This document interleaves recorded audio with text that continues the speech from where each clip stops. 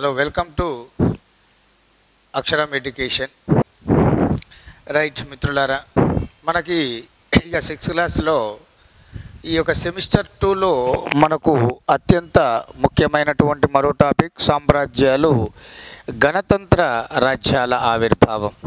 ఇప్పుడు జనరల్గా సామ్రాజ్యం అంటే లేదా రాజ్యం అంటే ఒక రాజు లేదా రాణి పరిపాలించేటటువంటి ఒక భౌగోళిక ప్రాంతం. అదే మరి గణతంత్రం అంటే ఏమిటి అంటే, ఇక్కడ గణ అంటే సమానమైన హోదా అనేటటువంటిది సూచిస్తుంది. మరి ఇక్కడ సంఘం అంటే ఇక్కడ శాసనసభ అంటే దీని అర్థం ఏమిటయ్యా అంటే, ఉన్నతమైనటువంటి వ్యక్తుల సమూహం పరిపాలించే ఒక చిన్న భౌగోళిక విస్తీర్ణం కలిగిన రాజ్యమే ఈ యొక్క గణతంత్ర రాజ్యం.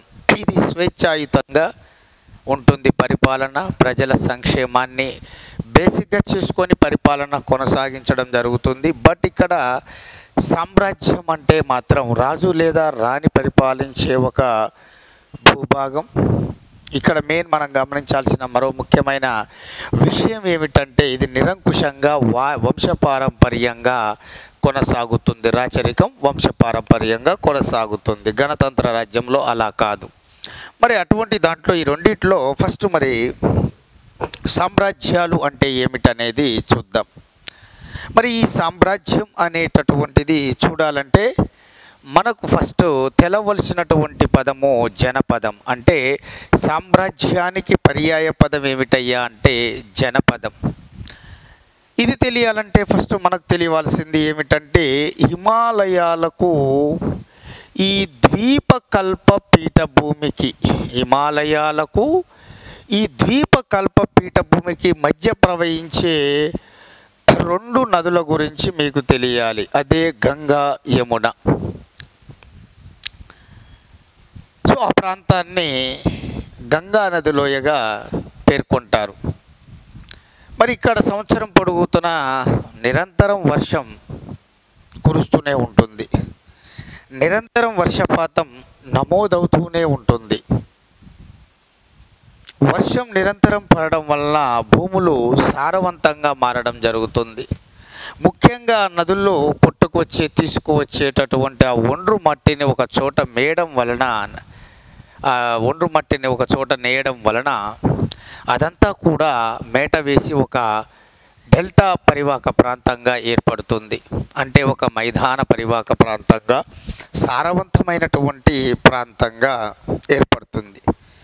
దానివల్ల చాలామంది ఈ సారవంతమైన మైదాన పరివాహక ప్రాంతంలోకి వచ్చి తమ ప్రధాన వృత్తిలో భాగంగా వ్యవసాయం చేసుకోవడానికి, జన నివాసం అనుకూలంగా ఉండడానికి వీరు పూర్తి స్థాయిలో ఈ యొక్క చాలామంది తెగలు సంబంధించిన ప్రజలు ఈ యొక్క గంగా నదిలోయ పరివాహక ప్రాంతంలోకి దాదాపుగా 2700 సంవత్సరాల క్రితము అందరూ ఇక్కడికి వచ్చేసి స్థిరపడి జీవనాన్ని కొనసాగించడం అనేది జరిగింది. మరి ఈ గంగా నదిలోయ పరివాహక ప్రాంతంలోకి తెగలుగా వచ్చి స్థిరపడిన వారిలో మరి ముఖ్యమైన తెగల్లో చూస్తే శాక్య తెగ, లిచ్చవి తెగ, మల్ల తెగ, అలాగే వైదేహ అనేటటువంటి తెగలు మనకు ముఖ్యమైనవి. మరి ఇటువంటి ఈ గంగా నదిలోయ పరివాహక ప్రాంతంలో 2700 సంవత్సరాల క్రితం వచ్చి స్థిరపడి జీవనాన్ని కొనసాగించినటువంటి ఈ తెగలు ఏవైతే ఉన్నాయో, ఈ తెగలను ఈ యొక్క సంస్కృతం భాషలో ఏమని పిలిచారు అంటే జన. ఈ జన అనేటటువంటిది ఈ తెగల సముదాయాన్ని సూచిస్తుంది. కాలక్రమంలో ఈ జన నివసించే ప్రాంతమే జనపదంగా రూపాంతరం చెందడం అనేటటువంటిది జరిగింది. ఆ జనపదమే సామ్రాజ్యంగా కాలక్రమంలో ప్రాచుర్యంలోకి రావడం జరిగింది. ముఖ్యంగా ఇనుము కనుగొనబడడం, ఆ యొక్క ఇనుము వెలుగులోకి రావడంతో వ్యవసాయం పూర్తి స్థాయిలో అభివృద్ధి చెందడం, ఆ క్రమంలో భాగంగా అనేక మంది తెగలు ఇక్కడికి వచ్చి నలుదిక్కుల వాళ్ళు స్థిర జీవనాలను ఏర్పాటు చేసుకోవడం, కాలక్రమంలో ఇక్కడ వృత్తులు ఎక్కువ కావడం, ఉపాధి అనేది దొరకడం, తద్వారా ఈ జనపదాలు అనేవి కాలక్రమంలో అనేక గ్రామాలు, పట్టణ లేదా నగరాలతో జనపదాలు కాస్త ఈ యొక్క మహాజనపదాలుగా ఆవిర్భవించడం అనేటటువంటిది జరిగింది. అంటే సామ్రాజ్యాలు మహాసామ్రాజ్యాలుగా ఆవిర్భవించాయి. మరి అటువంటి ఈ మహాజనపదాలకు అధిపతిగా ఉన్నది ఎవరయ్యా అంటే, ఏ పేరుతో పిలువబడ్డాడు అంటే రాజు లేదా చక్రవర్తిగా పిలువబడడం అనేటటువంటిది జరిగింది. మరి నిజంగా దాదాపు 2500 సంవత్సరాల పూర్వం చరిత్రకారులు చెప్పినట్లుగా నిజంగానే మన భారతదేశంలో ఉత్తరం దిక్కు నుంచి మొదలుకొని దక్షిణం, తూర్పు దిక్కు నుంచి మొదలుకొని పడమర వైపు మొత్తం 16 మహాజనపదాలు ఏర్పడ్డాయి అని చెప్పేసి వాళ్ళకు దొరికిన ఆధారాల ప్రకారం చెప్పడం జరిగింది. మరి వాళ్ళకు దొరికినటువంటి ఆధారాల ప్రకారంగా 2 ఆధారాలు ఉపయోగపడ్డాయి. ఒకటి పురావస్తు ఆధారాలు, 2 లిఖితపూర్వక లేదా వాంగ్మయ ఆధారాలు. మరి పురావస్తు ఆధారాల్లో ముఖ్యంగా ఇక్కడ కట్టడాలు కానీ, నాణెములు కానీ, శాసనాలు దొరకలేదు. అలాగే పాత్రలు, పరికరాలు ఇవి దొరకడం అనేటటువంటివి జరిగింది మరి ముఖ్యంగా. అలాగే పూర్తి స్థాయిలో మరి లిఖితపూర్వక ఆధారాల్లో 2 రకాల ఆధారాలు ఉన్నాయి, స్వదేశీ ఆధారాలు అలాగే విదేశీ ఆధారాలు.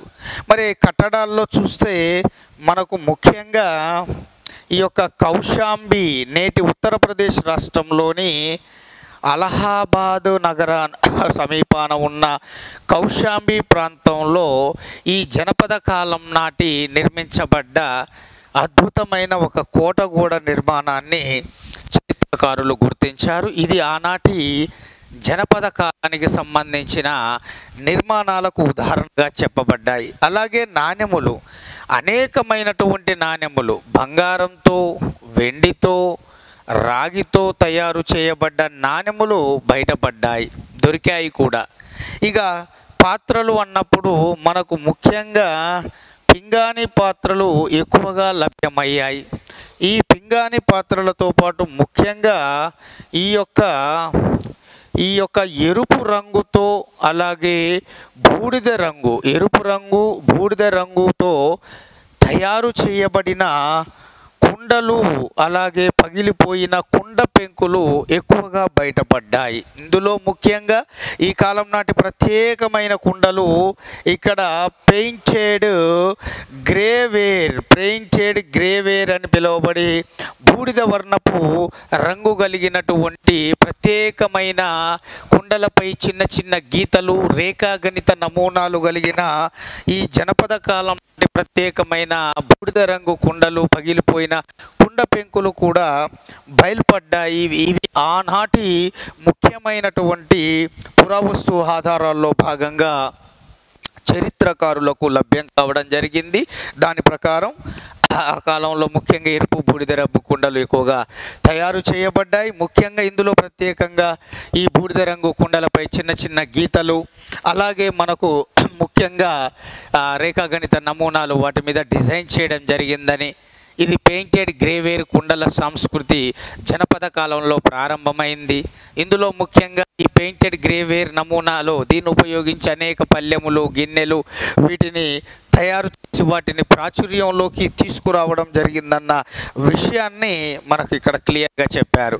మరి పురావస్తు ఆధారాలు ఎక్కడ దొరికాయి అంటే, పురావస్తు చరిత్రకారులు ముఖ్యంగా గంగా నది లోయ పరివాక ప్రాంతంలో జరిపిన వందలాది త్రవ్వకాలలో భాగంగా ఈ యొక్క పురావస్తు ఆధారాల్లో ఇప్పుడు మనం మాట్లాడుకున్న ఈ అంశాలన్నిటిని కూడా వాళ్ళు వెలికి తీయడం జరిగింది మిత్రులారా.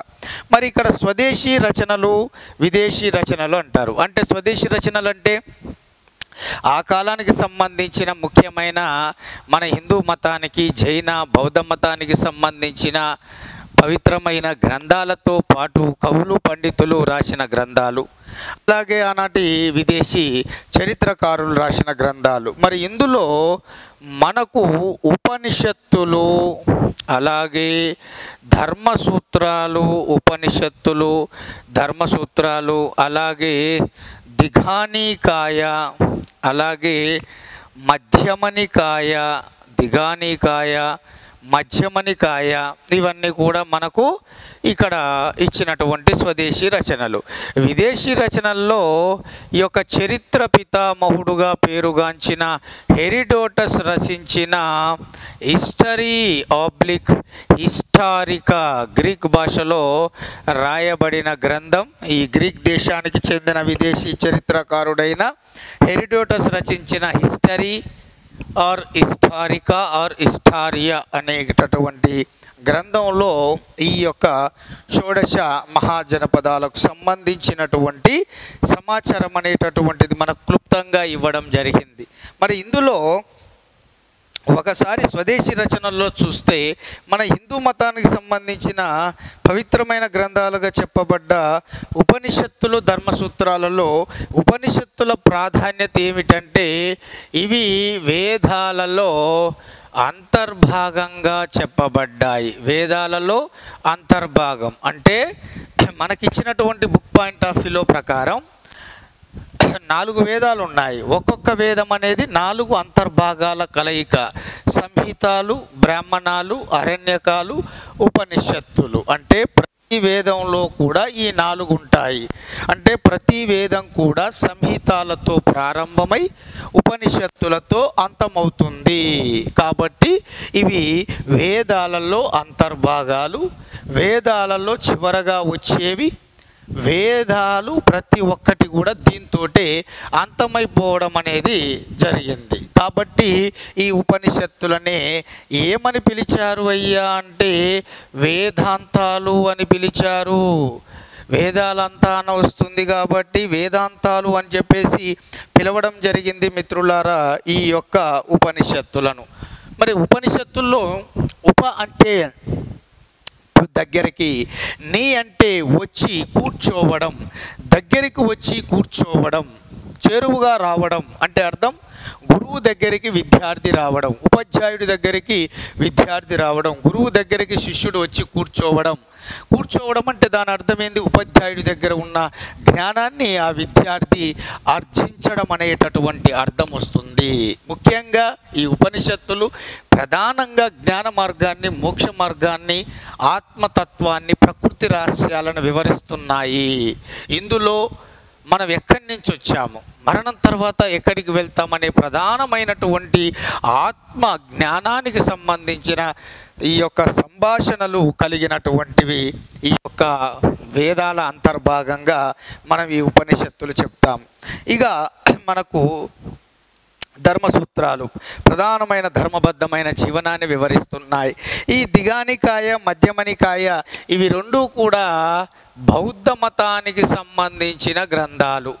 బౌద్ధ మతానికి సంబంధించిన పవిత్రమైన గ్రంథాలను ఏ పేరుతో పిలిచారు అంటే త్రిపీఠికాలు అని చెప్పేసి అంటారు. ఇవి మొత్తం 3. అందులో ముఖ్యమైనటువంటి మొదటి పీఠిక సుత్త పీఠిక. అందులో మొట్టమొదటి పీఠిక సుత్త పీఠిక. ఈ సుత్త పీఠిక అనేది మొత్తము 5 భాగాల కలయిక. 5 భాగాల కలయిక. మరి ఈ 5 భాగాలలో దిఘానికాయ అనేది మొదటి నికాయ భాగం, మధ్యమనికాయ అనేది 2వ నికాయ అనేటటువంటివి మనం క్లియర్గా నేర్చుకోవాలి.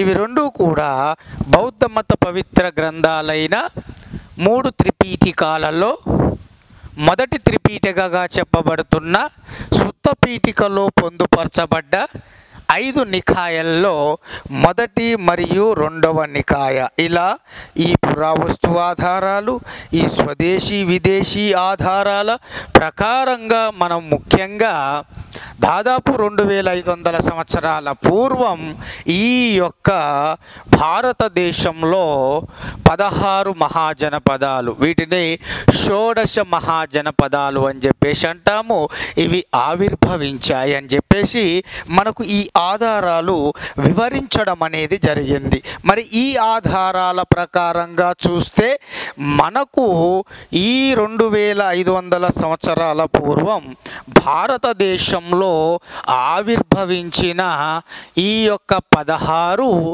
మహాజనపదాలు మనకు అత్యంత ముఖ్యంగా చూసినట్లయితే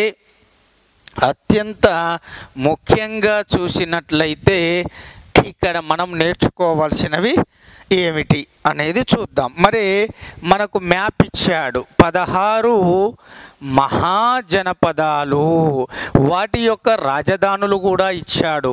అంటే మరి ఇప్పుడు నేర్చుకోవాలి అని అర్థం. అంటే ఇక్కడ చూడాలి, అంగా, మగధ, కాశీ, కోసల, అలాగే వత్స, వజ్జి, అలాగే అవంతి, అలాగే మల్లా లేదా మలయ. ఓకే, నెక్స్ట్ కేటగిరీలో చూస్తే మనకు 9వది కురు, పాంచాల, శూరసేన, అలాగే అస్సక లేదా అస్మక అనేది గుర్తుంచుకోవాలి. అలాగే చేది, మత్స్య, అలాగే కాంబోజా, అలాగే గాంధార. సో ఇవి మనకు ముఖ్యంగా షోడశ మహాజనపదాలు టెక్స్ట్ బుక్లో ఇచ్చినటువంటివి. సో అంగ, మగధ, కాశీ, కోసల, వత్స, వజ్జి, అవంతి, మల్ల లేదా మలయ, కురు, పాంచాల, శూరసేన, అస్సక లేదా అస్మక, చేది, మత్స్య, కాంబోజ, గాంధార అనేటటువంటివి. మరి ఈ అంగ అనేటటువంటి దాన్ని చూసుకుంటే దీని యొక్క నగరం చంపా నగరం. మగధ, దీని యొక్క రాజధాని రాజగృహం, సో గిరివజ్రపురంగా కూడా చెప్తాము. కాశీ, వారణాసి. కోసల, దీని యొక్క రాజధాని శ్రావస్తి. వత్స, దీని రాజధాని కౌశాంబి.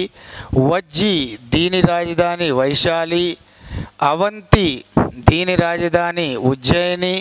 మల్లా లేదా మలయ, దీనికి 2 రాజధానులు ఉన్నాయి, కుషినగరం అలాగే పావాపురి. అలాగే కురు, దీని యొక్క రాజధాని ఇంద్రప్రస్థాపురము, దీన్ని మనకు హస్తినాపురంగా కూడా చెప్తాము, హస్తినాపురం. ఇది నేటి మన భారతదేశ రాజధాని న్యూఢిల్లీ. పాంచాల, అహిచ్ఛత్ర. శూరసేన, మధుర. అస్మక, పోతన్, ఇది పోతన్పురంగా పిలువబడ్డది, ఇది నేటి బోధన్, నిజామాబాద్ జిల్లాలో బోధన్గా పిలువబడుతుంది. చేది, ఇది శుక్తిమతి. మత్స్య, ఇది విరాట నగరం. కాంబోజా, దీని యొక్క రాజధాని రాజపురం లేదా భోజపురం. అలాగే గాంధార, దీని యొక్క రాజధాని తక్షశిల అని చెప్పేసి ఇక్కడ మనం చూడాలి మిత్రులారా. సో ఇక్కడ మనకు అత్యంత కీలకమైనటువంటిది ఇక్కడ. సో ఇవి ఒకసారి చూస్తే అంగా రాజధాని చంపానగరం. మగధ, దీని యొక్క రాజధాని రాజగృహం లేదా గిరివజ్రపురం. కాశీ, దీని రాజధాని వారణాసి. కోసల, దీని యొక్క రాజధాని శ్రావస్తి. వత్స, కౌశాంబి. వజ్జి, వైశాలి. అవంతి, ఉజ్జయిని. మల్లా లేదా మలయం, కుషినగరం, పావాపురి 2 రాజధానులు. కురు, ఇంద్రప్రస్థాపురం లేదా హస్తినాపురంగా పిలువబడ్డది, ఇది నేటి న్యూఢిల్లీ మన భారతదేశ రాజధాని. పాంచాల, అహిచ్ఛత్ర. శూరసేన, మధుర. అస్సక లేదా అస్మక, పోతన్పురం లేదా బోధన్. చేది శుక్తిమతి, మత్స్య విరాట నగరం, కంబోజా రాజపురం, అలాగే లేదా భోజపురం, గాంధార తక్షశిల అనేటటువంటిది. అయితే ఇక్కడ మనకు ఈ 16 మహాజనపదాల్లో అత్యంత పెద్దది శక్తివంతమైనది ఏంటంటే మగధ. 2 రాజధానులు కలిగిన ఏకైక జనపదం ఏంటంటే మల్లా లేదా మలయ. ఈ 16 మహాజనపదాల్లో 2 గణతంత్ర రాజ్యాలు ఉన్నాయి. ఏమిటంటే ఒకటి వజ్జి, రెండోది మల్లా లేదా మలయ. అలాగే ముఖ్యంగా ప్రస్తుతం భారతదేశం వెలుపల ఉన్న జనపదాలు ఏమిటంటే కాంబోజా, గాంధార. అలాగే ఈ 16 మహాజనపదాల్లో దక్షిణ భారతదేశానికి చెందిన ఏకైక జనపదం ఏమిటయ్యా అంటే అస్సక లేదా అస్మక. ఇది గోదావరి నది తీరాన ఆవిర్భవించినటువంటి జనపదం. గోదావరి నది తీరాన ఆవిర్భవించింది అస్సక లేదా అస్మక. గంగా నదికి ఇరువైపులా విస్తరించింది మగధ. అలాగే యమునా నదికి ఇరువైపులా మనకు విస్తరించినటువంటి రాజ్యం ఏమిటంటే మనకు ముఖ్యంగా పాంచాల అని చెప్పేసి అంటాము. ప్రస్తుతానికి మనకు భారతదేశంలో మనకు ఉత్తరాన చిట్ట చివరగా ఉన్న జనపదం ఏమిటంటే ఈ యొక్క కాంబోజా అని చెప్పేసి ఇట్లా గుర్తుంచుకోవాలి. మనకు కొన్ని మీకు ఆ పిక్చర్స్ ఇచ్చాడు, మనకు ఫోటో, మనకు మ్యాప్ ఇచ్చాడు కదా. ఆ మ్యాప్లో నేను ఇప్పుడు జనపదాలు వాటి యొక్క రాజధానులు చెప్పాను కదా. మీరు ఆ బుక్ ఓపెన్ చేసి మీరు ఇవి వచ్చిన తర్వాత అందులో మనకు గోదావరి, కృష్ణ, కావేరి, పెన్నా, తుంగభద్ర, గంగా, యమున, సింధు, జీలం, చీనా, బ్రావి, బియాస్ వంటి నదులు ఇచ్చాడు. మీరేం చేయాలంటే ఇది నేర్చుకున్నాక మీరు ఓన్గా ఏ నది తీరాన ఏ జనపదం ఉంది, ఏ నదికి ఇరువైపులా ఏ జనపదాలు ఉన్నాయి, ఏది దేనికి ఉత్తరంగా ఉంది, ఏది దేనికి పశ్చిమంగా ఉంది అనేది మీరు ఒక మ్యాప్ పెట్టుకొని దాన్ని చూసుకుంటే అప్పుడు ఈ రాజధానులు మీకు క్లియర్ అవుతాయి. అది రావాలంటే ఫస్ట్ ఈ 16 మహాజనపదాలు రాజధాని మీకు రావాలి. మరి ఇందులో ముఖ్యంగా మనకు 1 హస్తినాపురం, 2 అహిచ్ఛత్ర, 3 కౌశాంబి, 4 పాటలీపుత్రం. సో ఇది తర్వాత కాలంలో రాజధాని అయింది మగధకి పాటలీపుత్రం. సో హస్తినాపురం, అహిచ్ఛత్ర, కౌశాంబి, పాటలీపుత్రం వంటి ముఖ్యంగా ఈ 16 మహాజనపదాల్లో ప్రసిద్ధి చెందిన ఈ 4 పట్టణ లేదా నగరాలలో విస్తృతంగా పురావస్తు చరిత్రకారులు త్రవ్వకాలు జరిపి తద్వారా ఈ యొక్క మహాజనపదాలకు సంబంధించిన సమాచారాన్ని మనకి ఇవ్వడం అనేటటువంటిది జరిగింది.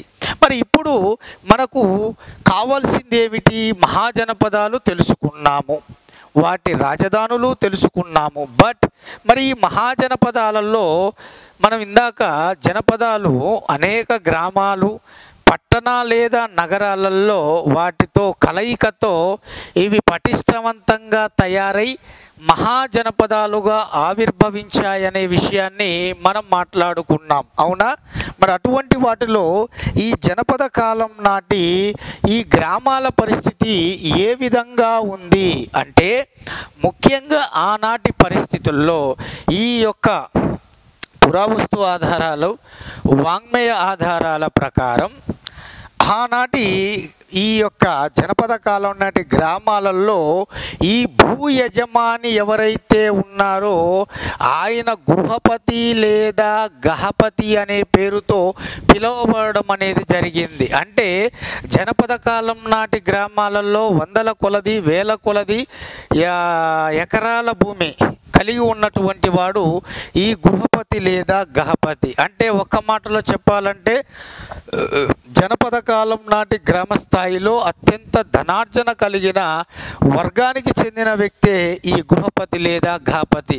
తనకు ఇతర నైపుణ్యాలు రావు, ఇతర పనులేవి తెలియవు, వారసత్వంగా ప్లస్ తాను సంపాదించుకున్న ఈ యొక్క సంపద ప్రకారం తనకు అందినటువంటి అనేక ఎకరాల వ్యవసాయ భూమిలో తాను తన కుటుంబ సభ్యులు శ్రామికులతో పనిచేస్తూ ఈ యొక్క వ్యవసాయ ఉత్పత్తులను కావించేటటువంటి వాడు ఈ గృహపతి లేదా గహపతి.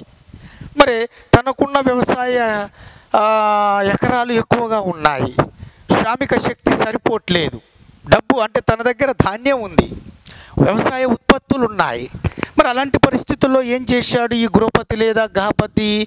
ఈ యుద్ధంలో ఓడిపోయిన సైనికులను తీసుకొచ్చి, ఈ గెలిచిన రాజ్యానికి చెందినటువంటి సైనికులు ఈ యుద్ధంలో ఓడిపోయిన ఒక రాజ్యానికి సంబంధించిన వ్యక్తులను యుద్ధ ఖైదీలుగా ఇక్కడికి తీసుకొచ్చేవారు. వారిని దాసులు లేదా దస్యులుగా పిలిచేటటువంటి వారు. వారినే బానిసలుగా చేసి వీరు ఈ యొక్క గృహపతులకి, వ్యాపారస్తులకి, అధికారులకు అమ్మేవారు. గ్రామ స్థాయిలో ఈ దాసులు లేదా బానిసలను కొనుక్కునే వాళ్ళు ఎవరంటే గృహపతి లేదా గహపతి. వీళ్ళను కొనుక్కొని ఏం చేసేది? వీళ్ళ చేత వ్యవసాయ పొలంలో పనులు చేయించుకొని వ్యవసాయ ఉత్పత్తులను ఎక్కువగా అభివృద్ధి చెందించుకునేటటువంటి వాడు. అంతేకాకుండా తన దగ్గర ఉన్నటువంటి ధనంతో ఈ గృహపతి లేదా గహపతి భర్తుక అనే ఒక ప్రత్యేకమైన కూలీ వర్గాన్ని కూడా నియమించుకునేవాడు. భర్తుక అనే ప్రత్యేకమైన కూలీ వర్గం అంటే ఇక్కడ ఇంటి పనితో అంటే పొలం పనులతో పాటు ఇంటి పనులు కూడా చేయించుకునే ఒక ప్రత్యేకమైన కూలీ వర్గం భర్తుక. మరి ఇటువంటి అత్యంత ధనార్జన కలిగిన ఇతడు దాసులు లేదా దస్యులుగా చెప్పబడే లేదా బానిసలుగా చెప్పబడేటటువంటి వారితో పొలం పనులతో పాటు భర్తుక అనే ప్రత్యేకమైన కూలీ వర్గం వారి చేత ముఖ్యంగా పొలం పనులతో పాటు ఇంటి పనులు కూడా చేయించుకోవడం అనేది జరిగేది. అలాగే అటువంటి స్థితిలో మరి గ్రామ స్థాయి నుంచి పన్నులు సకాలంలో వసూలు చేసుకోవడానికి ఈ యొక్క ముఖ్యంగా ఆనాటి జనపదాలకు అధిపతి అయిన రాజు లేదా చక్రవర్తి ఏం చేసేవాడంటే ఈ గ్రామాలలో నివసించే భూ యజమానుల్లో అందరికంటే ఎక్కువగా పేరు ప్రఖ్యాతలు చెందినటువంటి వాడు, ఎక్కువ ధనవంతుడు, నిజాయితీపరుడు, సమర్థుడైన వ్యక్తిని ఆనాటి రాజు గ్రామ పెద్ద లేదా గ్రామ అధికారిగా నియమించి అతడికి ఒక 3 బాధ్యతలను అప్పజెప్పడం జరిగేది. 1 శిస్తు వసూలు చేయడం, 2 న్యాయాధికారిగా కొనసాగడం, 3 రక్షణాధికారిగా కొనసాగడం. అంటే గ్రామ ప్రజల నుండి సకాలంలో శిస్తును వసూలు చేసి చక్రవర్తికి పంపే బాధ్యతను కలిగి ఉండడం, కొన్ని సందర్భాలలో గ్రామ స్థాయిలో వివాదాలు లేదా తగాదాలు సమస్యలు వచ్చినప్పుడు వాటిని పరిష్కరించేటటువంటి స్థితిలో న్యాయాధికారిగా కొనసాగడం, అలాగే గ్రామ స్థాయిలో శాంతి భద్రతలకు భంగం వాటిల్లినప్పుడు వాటిని అదుపులో పెట్టడానికి, ప్రజలను రక్షించడానికి రక్షణాధికారిగా పోలీసుగా కూడా వ్యవహరించేవాడు ఈ గ్రామ పెద్ద లేదా గ్రామ అధికారి హోదాను పొందిన ఆనాటి గృహపతి లేదా గహపతి అనే విషయాన్ని ఇక్కడ మీరు గమనించుకోవాలి. మరి గృహపతి లేదా గహపతికి వ్యవసాయం తప్ప ఇతర పనులు ఏవీ తెలియవు. మరి వ్యవసాయంలో భాగంగా అతను కేవలం వ్యవసాయం చేసి ఆహార ధాన్యాలు పండించడం మాత్రమే తెలుసు, శ్రామిక శక్తిని కొనుక్కోవడం మాత్రమే తెలుసు. మరి వ్యవసాయం చేయాలంటే ముఖ్యంగా వ్యవసాయ పనిముట్లు కావాలి. 1 మరి దాచిపెట్టుకునేటటువంటి కుండలు కావాలి, వండుకోవడానికి పాత్రలు పరికరాలు కావాలి. మరి ముఖ్యంగా వస్త్రాలను శరీరానికి రక్షణగా ధరించుకోవాలి, వస్త్రాలను రక్షించుకోవాలి, కుండ పాత్ర మన చేసుకోవాలి, వ్యవసాయ పనిముట్లు, అలాగే గృహోపకరణాలు కావాలి ఇల్లు ఉండడానికి. మరి ఇన్ని రకాలైనటువంటివి ఈ యొక్క గృహపతికి ఉండేవి అవసరాలు. తన దగ్గర డబ్బు ఉంది కానీ నైపుణ్యం తెలవదు. అలాంటప్పుడు ఏం చేశాడు? ఆనాటి గృహపతి లేదా గహపతి వ్యవసాయ పనిముట్లు, నాగలి, కర్రు, పార, ఇతర వ్యవసాయ పనిముట్లు తయారు చేసే కమ్మరి వర్గం వారి మీద ఆధారపడ్డాడు. కుండలు, మట్టి పాత్రలు తయారు చేసే కుమ్మరి వర్గం మీద ఆధారపడ్డాడు. వస్త్రాలను తయారు చేసే నేత వర్గం వారి మీద, గృహోపకరణాలను అంటే నాగలి, చెక్కతో నాగలిని, అలాగే ఎడ్ల బండిని, గృహోపకరణాలు తయారు చేసే వడ్రంగి మీద ఆధారపడి తనకు కావాల్సిన వ్యవసాయ ఉత్పత్తులు, ఇంటి ఉత్పత్తులు, శరీరానికి అవసరమయ్యేటటువంటి ఆ ఉత్పత్తులను ఈ 4 వర్గాల వారి మీద ఆధారపడి వాడికి డబ్బులు ఇచ్చి వారి నుంచి ఆ వస్తువులను తీసుకునేటటువంటి వాడు అనేటటువంటి విషయాన్ని కూడా ఇక్కడ మనకు మెన్షన్ చేయడం అనేది జరిగింది. మరి గ్రామాల పరిస్థితి ఈ విధంగా ఉంటే మరి ఆనాటి జనపదాలు లేదా పట్టణాల పరిస్థితి ఏ విధంగా ఉంది అంటే, మనకిచ్చినటువంటి డేటా ప్రకారం ఆనాటి పట్టణ లేదా నగరాల్లో ఎక్కువగా ఉన్న జనాభా శ్రామిక పేదలు. ఈ శ్రామిక పేదల్లో బానిస సేవకులు, అలాగే వస్తు ఉత్పత్తులను చేరవేసేవారు, వస్తు ఉత్పత్తులు తయారు చేసేవారు బానిస సేవకులు. బానిస సేవకులు అంటే వాళ్ళకు వేతనం ఉండదు, అమ్ముడు పోయినటువంటి వారు. జీవితం మొత్తం వాళ్ళు తరతరాలుగా బానిసగానే బతకాలి, వాళ్ళ శ్రామిక జీవనాన్ని వాళ్ళకి అందించాలి. ఇక మిగతా వాళ్ళు వస్తు ఉత్పత్తులు చేసేటటువంటి వారు. మరి వస్తు ఉత్పత్తులు చేసేటటువంటి వాళ్ళంటే ఇందులో రకరకాలైన వాళ్ళు ఉన్నారు.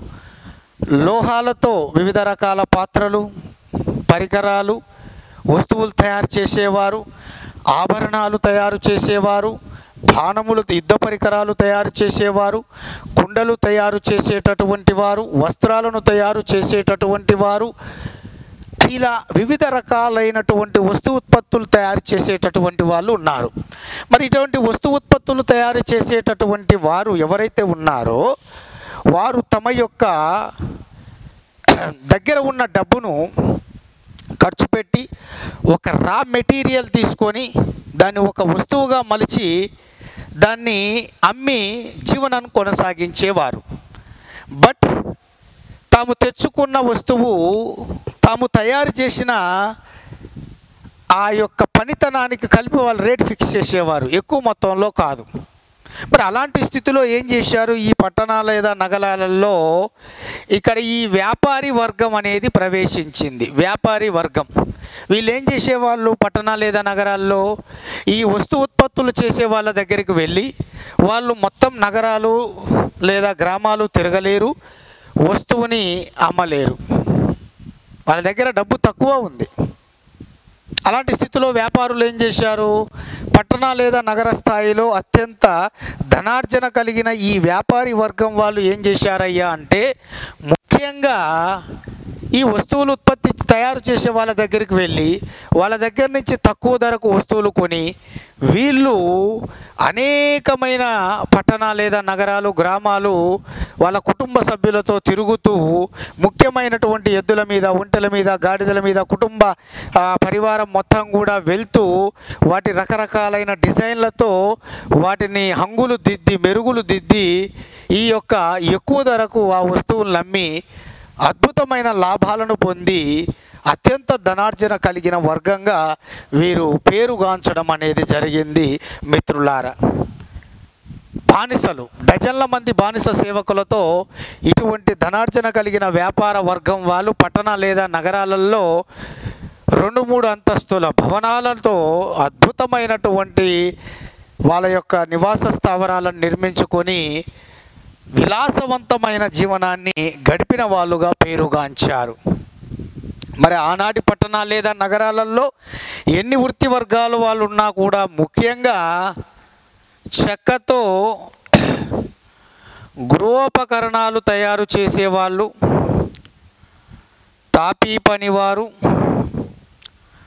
సైనికులు,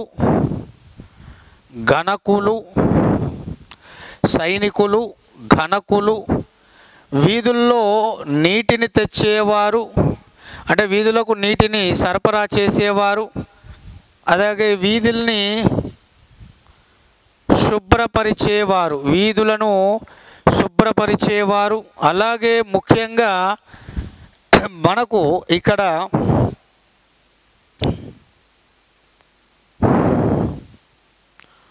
జంతువుల యొక్క దంతాలతో గృహోపకరణాలను, చిన్నపిల్లలకు సంబంధించిన ఆట బొమ్మలను తయారు చేసే వర్గం వారు ముఖ్యంగా ఆనాటి జనపద కాలం నాటి పట్టణ లేదా నగరాలలో ముఖ్యంగా వీరు అత్యంత ప్రాధాన్యతను పొందడం అనేటటువంటిది జరిగింది. చెక్కతో గృహోపకరణాలు తయారు చేసేవాళ్ళు, తాపీ పనివారు, అలాగే మనకు సైనికులు, గణకులు, అలాగే 8వది మనకి ఇక్కడ రాసుకోవాలి, ఇక్కడ రాస్తున్నాను, గుర్రాల శిక్షకులు అని రాయండి. గుర్రాలకు యుద్ధ శిక్షణ ఇచ్చేవాళ్ళు. సో గ్రామస్థాయిలో ప్రధాన వృత్తి వర్గాలు 4, పట్టణ లేదా నగర స్థాయిలో ఎన్ని ఉన్నా కూడా మన బుక్ పాయింట్ ఆఫ్ వ్యూ ప్రకారం జనపద కాలం నాటి పట్టణ లేదా నగరంలో ప్రధానమైన వర్గాలుగా వృత్తి వర్గాలుగా పేరుగాంచిన వాళ్ళల్లో చెక్కతో గృహోపకరణాలు తయారు చేసేవారు, తాపీ పనివారు అంటే నిర్మాణాలు చేపట్టేవారు, సైనికులు, గణకులు అంటే అకౌంటెంట్, గుర్రాల శిక్షకులు, వీధులకు నీటిని సరఫరా చేసేవారు, వీధులను శుభ్రపరిచేవారు, అలాగే చనిపోయిన జంతువుల యొక్క దంతాలతో గృహోపకరణాలు, చిన్నపిల్లలకు ఆట బొమ్మలను తయారు చేసే వర్గం వారు.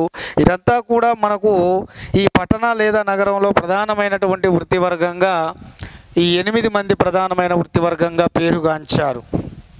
మరి ముఖ్యంగా గ్రామస్థాయిలో అత్యంత ధనార్జన కలిగిన వర్గంగా ఈ గృహపతులు పేరుగాంచితే, పట్టణ లేదా నగర స్థాయిలో అత్యంత ధనార్జన కలిగిన వర్గంగా ఈ యొక్క ఎవరబ్బా అంటే మనకు ఈ యొక్క వ్యాపారి వర్గం అనేటటువంటి వారు పేరుగాంచడం అనేటటువంటిది జరిగింది. అంతేకాదు వీరే ముఖ్యంగా జనపద కాలం నుండి ఈ నాణెములను చలామణిలోకి తీసుకురావడం జరిగింది.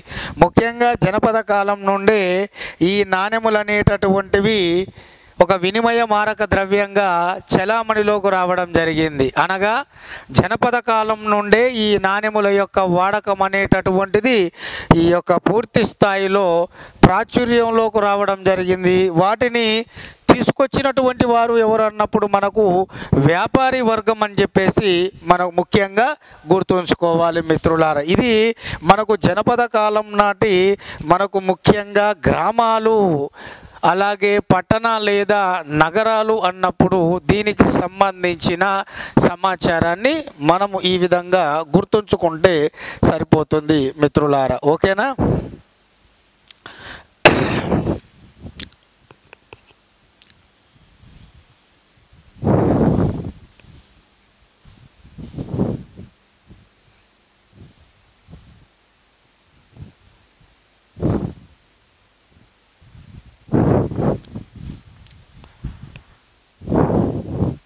రైట్. ఇప్పుడు మనకు నెక్స్ట్ ప్రధానమైనటువంటిది జనపద కాలంలో మనకు రాజ్యం అలాగే మరి సైన్యం మరి పన్నులకు సంబంధించిన సమాచారాన్ని చూద్దాం.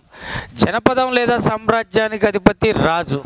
మరి రాజు తన రాజ్యాన్ని పటిష్టవంతంగా ఉంచుకోవడానికి, రాజ్య విస్తరణ చేయడానికి ఈ సైన్యాన్ని ఏర్పాటు చేశాడు. అలా ఏర్పాటు చేయడానికి ప్రధానంగా 2 కారణాలు ఉపయోగపడ్డాయి. ఒకటి, తన రాజ్యంలోని ప్రజలు రాజు యొక్క ఆజ్ఞలు పాటించేలా చేయడానికి, సకాలంలో శిస్తు చెల్లించే విధంగా ఉండాలి, లేకపోతే సైనికులు శిక్షిస్తారని. రెండోది ఏంటంటే పొరుగు రాజ్యాలపై దండయాత్ర చేసి రాజ్య విస్తరణ కావించడానికి, ఇతర రాజ్యాల తిరుగుబాటు నుండి తన రాజ్యాన్ని సమర్థవంతంగా కాపాడుకోవడానికి రాజు సైన్యాన్ని ఏర్పాటు చేసుకున్నాడు.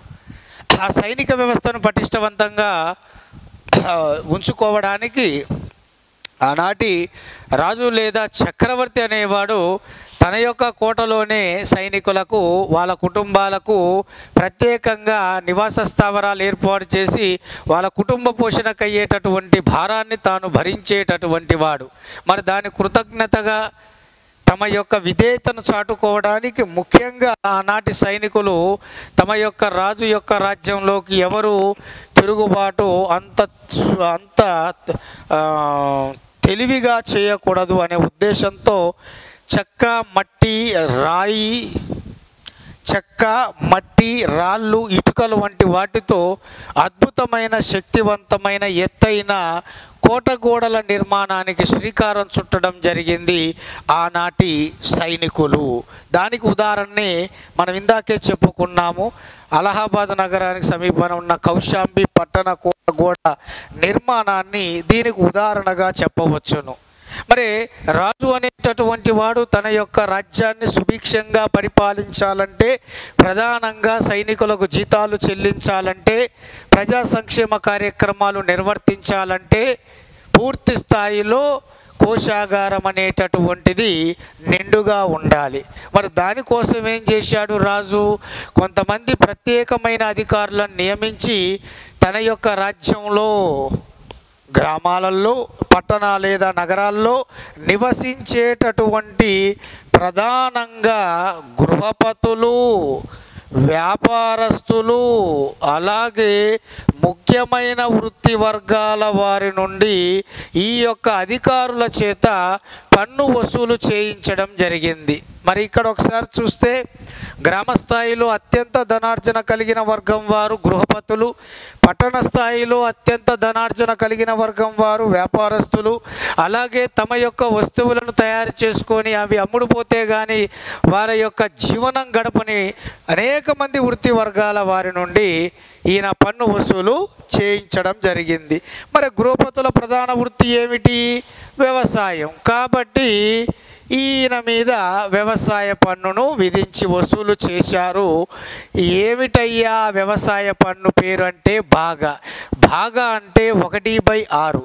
ఈ భాగా అంటే అర్థం ఏంటంటే ఈ గృహపతి లేదా గ్రాపతి తాను పండించిన వ్యవసాయ భూముల్లో పండిన పంటను మొత్తం 6 భాగాలు చేసి 5 భాగాలు గృహపతి ఉంచుకొని 1 భాగాన్ని వ్యవసాయ పన్నుగా భాగా అనే పేరుతో ఈ యొక్క అధికారుల ద్వారా రాజుకు చెల్లించేవాడు. మరి వ్యాపారస్తులు దగ్గర వీళ్ళ నుంచి అమ్మక పన్ను లేదా వస్తు సేవల పన్నును అధికారులు స్వీకరించేవారు. మరి వృత్తి వర్గాల వారి దగ్గర నుంచి పూర్తి స్థాయిలో పన్ను అప్పటికప్పుడు రాదు సకాలంలో. కాబట్టి ఏంది, ప్రతి నెలలో ఒకరోజు ఆనాటి రాజు లేదా చక్రవర్తికి ప్రతి ఒక్కరికి కూడా రాజ్యంలో సొంత భూమి అంటూ కొంత ఉండేది. సో అటువంటి సొంత భూమిలో ఈ వృత్తి వర్గాల వారు ఎటుకూడి సకాలంలో పన్ను చెల్లింపు జరగదు. కాబట్టి ఈ యొక్క రాజు యొక్క సొంత వ్యవసాయ భూమి ఏదైతే ఉందో వ్యవసాయ భూముల్లో ప్రతి నెల ఒకరోజు వాళ్ళతో పని చేయించుకునేవాడు. వచ్చినటువంటి ఆ యొక్క ప్రతిఫలాన్ని ఈ వృత్తి వర్గాల వారి నుండి వృత్తి పన్నుగా ఆయన స్వీకరించడం అనేటువంటిది జరిగింది. ఈ ముగ్గురు వర్గమే కాకుండా పశుపోషక వర్గం వారి నుండి, మేకలు, గొర్రెలు, ఆవులు కాసే వారి నుండి ఆ యొక్క పాల ఉత్పత్తులను పూర్తి స్థాయిలో పన్నుగా, అలాగే వేట ఆహార సేకరణ వర్గం వారి నుండి కూడా పన్ను వసూలు చేశాడు. విలువైన రాళ్ళు, కలప లాంటి అటవీ ఉత్పత్తులు, తేనె వంటివి ఈ యొక్క అధికారులు వేట ఆహార సేకరణ వర్గం వారి నుంచి కూడా పన్నుగా వసూలు చేయడం అనేది జరిగింది. అంటే రాజ్య సంక్షేమం కోసం రాజు తన రాజ్యంలో నివసించేటటువంటి గృహపతులు, వ్యాపారస్తులు, వృత్తి వర్గాల వాళ్ళు, పశుపోషక వర్గం వారు, వేట ఆహార సేకరణ చేసేటటువంటి వర్గం వారు, ఇలా ప్రతి ఒక్కరి దగ్గర నుంచి వాళ్ళకు అందుబాటులో ఉన్నటువంటి వాటిని పన్నుల రూపంలో స్వీకరించేవాడు. అలా స్వీకరించిన ఆ పన్నులను తిరిగి తన రాజ్య ప్రజల సంక్షేమానికై తిరిగి ఖర్చు పెట్టేటటువంటి వాడు ఆనాటి రాజు లేదా చక్రవర్తి. ఆనాటి రాజు లేదా చక్రవర్తి తన పరిపాలన సుభిక్షంగా ముందుకు వెళ్ళడానికి ఎస్పెషల్లీ ఈ యొక్క పన్నుల ద్వారానే కాకుండా ముఖ్యంగా ఒక రాజ్యం అంటే పొరుగు రాజ్యాల మీద దండయాత్ర చేసి వాళ్ళను ఓడించి అక్కడ ఉన్నటువంటి వారిని యుద్ధ ఖైదీలుగా ఇక్కడికి పట్టుకొచ్చి వారిని దాసులుగా మార్చి వాళ్ళను లేదా బానిసలుగా మార్చి ఆ బానిసలను ఈ గ్రామ స్థాయిలో, పట్టణ స్థాయిలో ధనార్జన కలిగిన వర్గంగా పేరుగాంచిన గృహపతులకు, వ్యాపారస్తులకు, అధికారులకు వేలంపాటలో వాళ్ళని అమ్మి తద్వారా వచ్చిన డబ్బును కూడా రాజ్య కోశాగారానికి పంపించిన డబ్బుతో ఈ యొక్క సైనిక వ్యవస్థను పోషించడంతో పాటు తన వ్యక్తిగత అవసరాలకు కొంత తీసుకోవడంతో పాటు మిగిలిన దానితో ప్రజా సంక్షేమ కార్యక్రమాలు చేపట్టేవాడు. అందులో భాగంగానే ఈ యొక్క వ్యవసాయాన్ని అభివృద్ధి పరిచాడు. ముఖ్యంగా వ్యవసాయం జనపద కాలంలో ఈ యొక్క ఇనుము కర్రుతో తయారు చేయబడ్డ నాగలి అలాగే వరి కోత అంటే వరి నారు పోసే పద్ధతి, ఇలాంటి రెండు కూడా జనపద కాలంలో కొత్తగా ప్రాచుర్యంలోకి రావడం వలన ఈ యొక్క వ్యవసాయం అనేది పూర్తి స్థాయిలో అభివృద్ధి చెందింది. తద్వారా వ్యవసాయాన్ని అభివృద్ధి పరచాలన్న ఉద్దేశంతో ఆనాటి రాజు లేదా చక్రవర్తి ముఖ్యంగా చెరువులు, కాలువలు, బావులు త్రవ్వించి వ్యవసాయాన్ని అభివృద్ధి పరచడంతో పాటు ఇతర అనేక ప్రజా సంక్షేమ కార్యక్రమాలను చేపట్టడం అనేది జరిగింది. ఇది జనపద కాలం నాటి రాజ్యం, సైన్యం, పన్నులకు సంబంధించిన సమాచారం.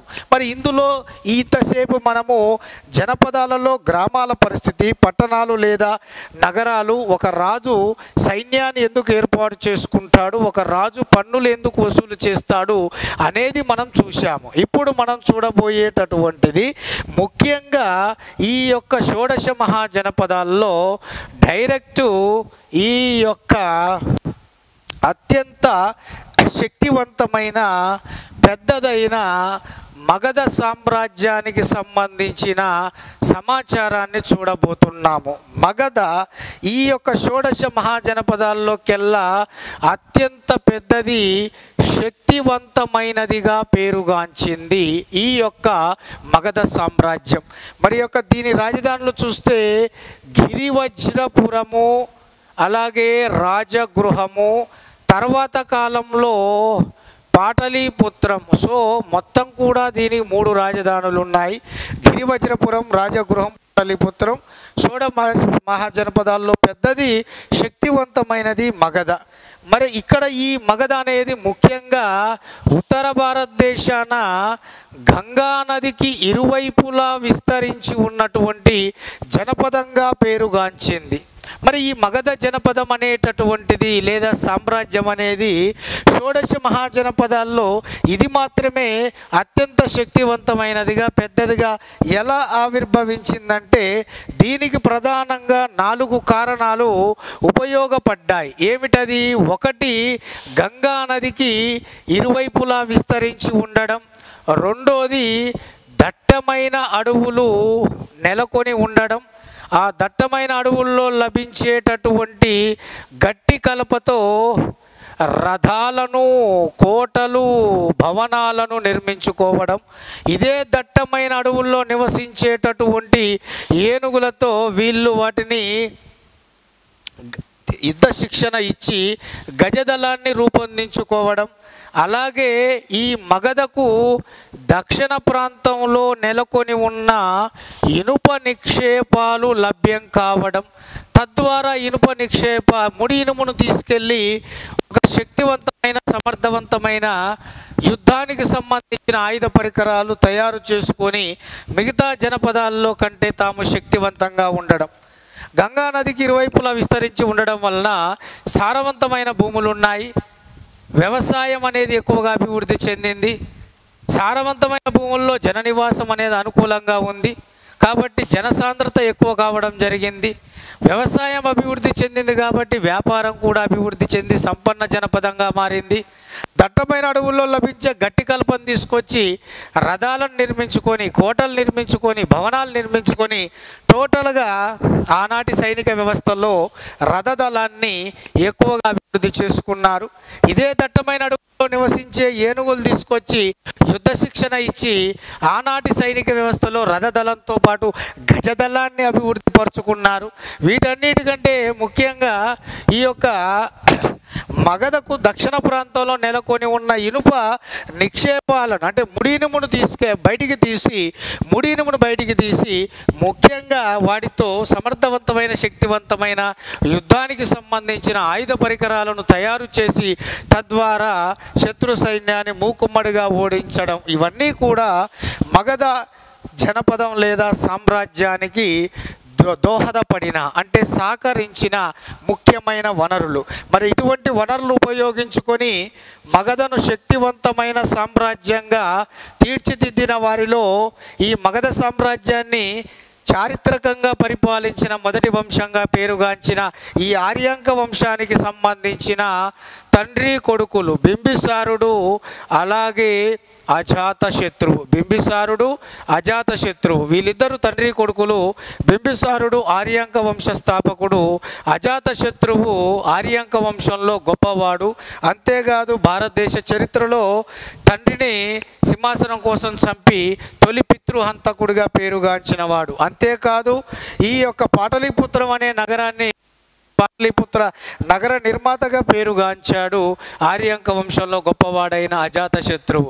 అలా వీళ్ళిద్దరితో పాటు మగధ సామ్రాజ్యాన్ని పరిపాలించిన మొట్టమొదటి శూద్ర వంశంగా పేరుగాంచిన ఈ నందవంశానికి చెందిన స్థాపకుడు, నందవంశంలో గొప్పవాడిగా పేరుగాంచిన వాడు, భారతదేశ చరిత్రలో మగధ సామ్రాజ్యం సింహాసనాన్ని అధిష్ఠించిన తొలి శూద్రుడు అయిన మహాపద్మనందుడు. ఈయన కూడా గొప్పవాడు.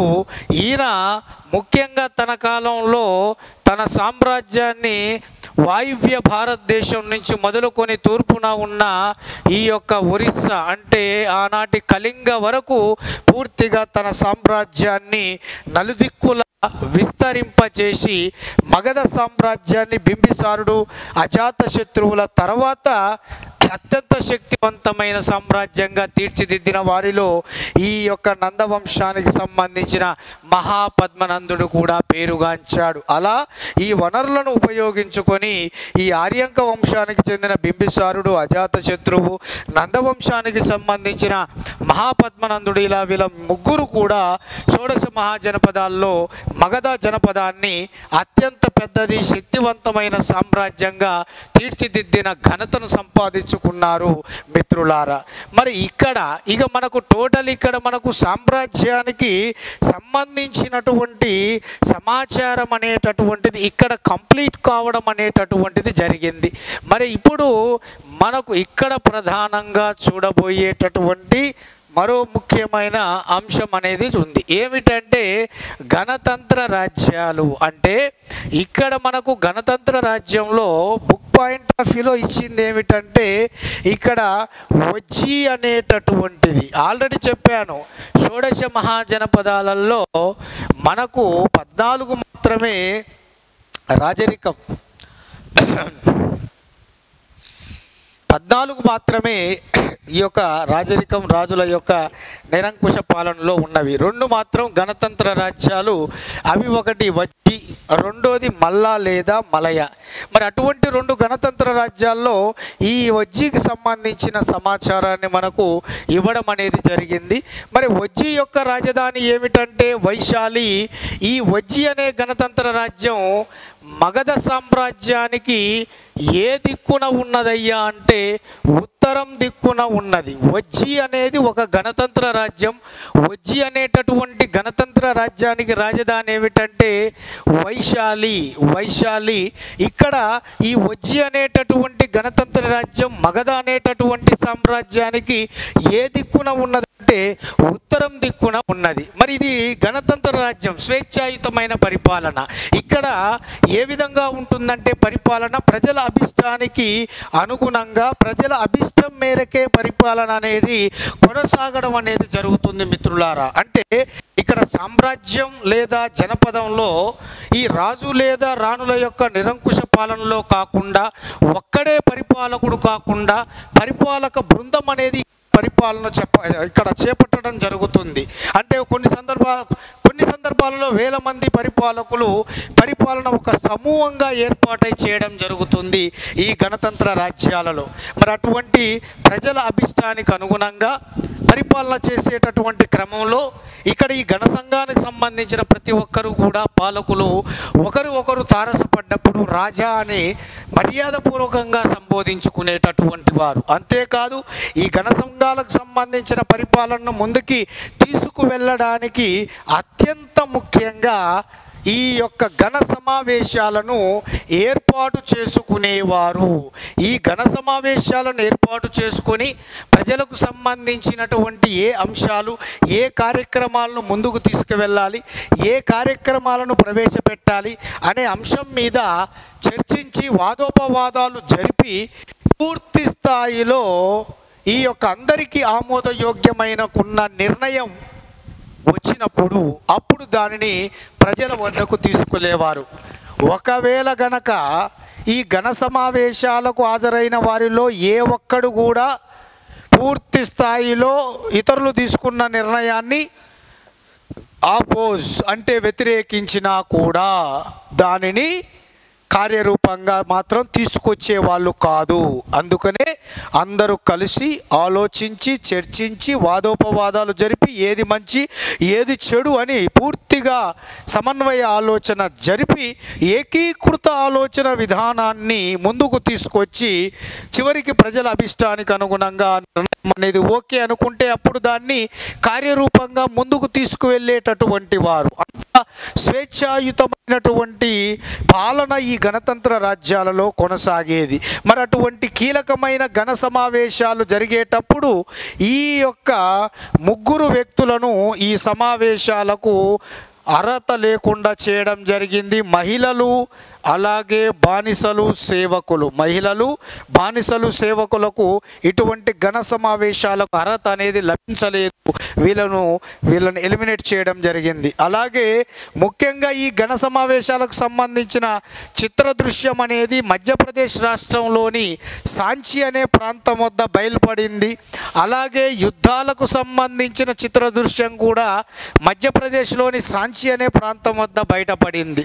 మరి ఈ గణరాజ్యాలు చాలా శక్తివంతమైనవిగా మూకుమ్మడిగా ఉండేవి కాబట్టి చాలా పటిష్టవంతంగా ఉండేవి. ఈ రెండు గణరాజ్యాలు వజ్జీ మల్లను మిగిలిన 14 జనపదాలు ఎంత ఆక్రమించాలని ప్రయత్నించినా కూడా ఇవి వాటిని సమర్థవంతంగా ఎదుర్కొంటూ దాదాపు 1500 సంవత్సరాల పాటు ఇవి పోరాటం చేసి తమ స్వతంత్ర మనుగడను ఏర్పాటు చేసుకొని స్వేచ్ఛాయుతమైన పరిపాలనను కొనసాగించడం జరిగింది ఈ గణతంత్ర రాజ్యాలు. మరి అటువంటి ఈ గణతంత్ర రాజ్యాలు లేదా ఘన సంఘాల నుంచి వచ్చి ఈరోజు ప్రసిద్ధమైనటువంటి జైన మతాన్ని అలాగే బౌద్ధ మతాన్ని ప్రచారం చేసినటువంటి యువరాజులే ఎవరయ్యా అంటే వర్ధమాన మహావీరుడు అలాగే గౌతమ బుద్ధుడు. ఈ ఇద్దరు కూడా వీళ్ళు ఘన సంఘాల నుంచి వచ్చినటువంటి వాళ్ళే. ఆనాటి బ్రాహ్మణుల ఆధిక్యతను, జంతు బలులు, కర్మకాండలు వీటిని నిరసించడానికి, ప్రజల్లో ధర్మాన్ని జ్ఞానబోధన చేయడానికి ఈ ఘన సంఘాల నుంచి వచ్చి వర్ధమాన మహావీరుడు జైన మతాన్ని, గౌతమ బుద్ధుడు అలియా సిద్ధార్థుడు ఈ బౌద్ధ మతాన్ని స్థాపించి దాన్ని ప్రచారం చేయడం జరిగింది మిత్రులారా. ఇది మనకు వజ్జీ అనేటటువంటి గణతంత్ర రాజ్యానికి సంబంధించిన వాటిలో. మరి ఇందులో ఇంకొక చిన్న టాపిక్ ఇచ్చాడు. ఏమిటయ్యా అంటే మనకు అలెగ్జాండర్కు సంబంధించింది. ఈ అలెగ్జాండర్ అనేటటువంటి వారు గ్రీక్ దేశానికి చెందినవాడు. ఇక్కడ ముఖ్యంగా గ్రీక్ దేశంలో మాసిడోనియా రాజ్యం ఉండేది. ఈ మాసిడోనియా రాజ్యానికి సంబంధించిన దాంట్లో ఈ యొక్క రెండవ ఫిలిప్ అలాగే ఒలంపస్ అనేటటువంటి దంపతులకు జన్మించినటువంటి వారు ఈ యొక్క అలెగ్జాండర్. 356 సంవత్సరంలో ఈ యొక్క గ్రీక్ దేశంలో మాసిడోనియా రాజ్యానికి చెందిన రాజైన రెండవ ఫిలిప్కి ఒలంపస్కి జన్మించినటువంటి వాడు అలెగ్జాండర్. ఈయన ముఖ్యంగా విశ్వ విజేత కావాలని ఈయన కలలు కన్నాడు. ప్రపంచాన్ని జయించాలనుకున్నాడు. ప్రపంచాన్ని జయించాలని కల కొనుక్కొని చివరికి ప్రపంచాన్ని జయించలేక ఈయన కేవలం భారతదేశంలో వాయువ్య భూభాగాన్ని మాత్రమే జయించి వెనుదిరిగినటువంటి వాడు, వీరమరణం పొందినవాడు అలెగ్జాండర్. ముఖ్యంగా ఈ యొక్క అలెగ్జాండర్ ఈ యొక్క ఈజిప్టు, ఆఫ్రికా ఖండంలోని ఈజిప్టు అంటాయో ఈ భూభాగాలను తన దండయాత్రలో భాగంగా పూర్తిగా జయించి మన యొక్క భారతదేశంలో జీలం నదిని దాటి జీలం నదికి బ్రిడ్జి నిర్మించి అక్కడి పాలకుడు, స్వదేశీ పాలకుడైన మన పురుషోత్తముణ్ణి పూర్తి స్థాయిలో 326 సంవత్సరంలో జరిగిన ఐడాస్పస్ అంటే జీలం నది ఐడాస్పస్ యుద్ధంలో క్రీస్తుపూర్వం 326 సంవత్సరంలో జరిగిన ఐడాస్పస్ లేదా జీలం నది యుద్ధంలో ఆ జీలం చీనాబు నదుల మధ్య పరిపాలన చేస్తున్న మన స్వదేశీ రాజు పురుషోత్తముణ్ణి ఓడించి అతని ధైర్య సాహసాలు చూసి ఆశ్చర్యపోయి అతన్ని ఆ రాజ్యాన్ని అతనికి అప్పచెప్పి తన ప్రతినిధిగా అక్కడ నియమించినటువంటి ఘనుడు అలెగ్జాండర్. ఇక అక్కడి నుంచి అంటే ఈ పశ్చిమాసియా భూభాగాలను జయించుకొని ఇక దాదాపు జీలం నది తన కైవసం చేసుకొని ఇక బియాస్ నది తీరం వరకు చేరుకొని ఈ బియాస్ నది తీరం నుంచి తూర్పు వైపు అంటే ఈ యొక్క బియాస్ నదికి తూర్పు వైపున ఉన్న సామ్రాజ్యం ఏంటంటే మగధ. అప్పుడు మగధ సామ్రాజ్యాన్ని పరిపాలిస్తున్న వంశం ఏంటంటే నందవంశం. ఆ నందవంశంలో ఈ అలెగ్జాండర్కి సమకాలికుడైన పాలకుడు ఎవడంటే నందవంశంలో చివరి రాజు ధననందుడు. నందుల యొక్క సైనిక శక్తి గజదళం, అశ్వబలం, రథదళం, ఏనుగులు, ఎటు చూసినా సైనిక వ్యవస్థ చాలా పటిష్టవంతంగా ఉండడం, నందులు దేహదారుఢ్యం పరంగా చాలా శక్తివంతులుగా ఉండడంతో అప్పటికే కంటిన్యూగా యుద్ధాలు చేసుకుంటూ వస్తున్న అలెగ్జాండర్ సైన్యం చాలామంది అనేక రోగాలతో చనిపోయారు, జబ్బున పడిపోయారు. ఇక యుద్ధాలు చేయలేని పరిస్థితి. ఇటు బియాస్ నది దాటాలి మళ్ళీ.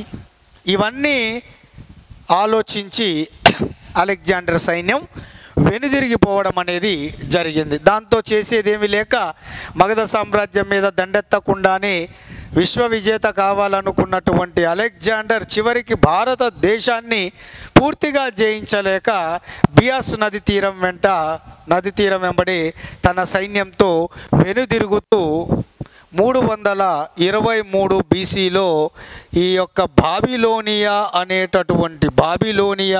అనే ప్రాంతంలో మసూచి వ్యాధితో మరణించడం జరిగింది అలెగ్జాండర్ ది గ్రేట్.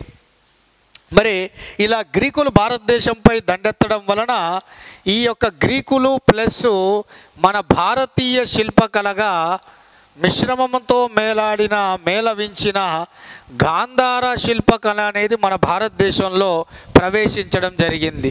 గ్రీకులు మన భారతదేశం మీద దండెత్తడం వలన ఈ గ్రీకులకు సంబంధించినటువంటి శిల్పకళ మన భారతదేశానికి సంబంధించిన శిల్పకళ మేళవించిన మిశ్రమ శిల్పకళగా పేరుగాంచిన గాంధార శిల్పకళ భారతదేశంలోకి వ్యాపించింది. యాక్చువల్గా ఈ గాంధార శిల్పకళ అనేది బౌద్ధ మతానికి సంబంధించిన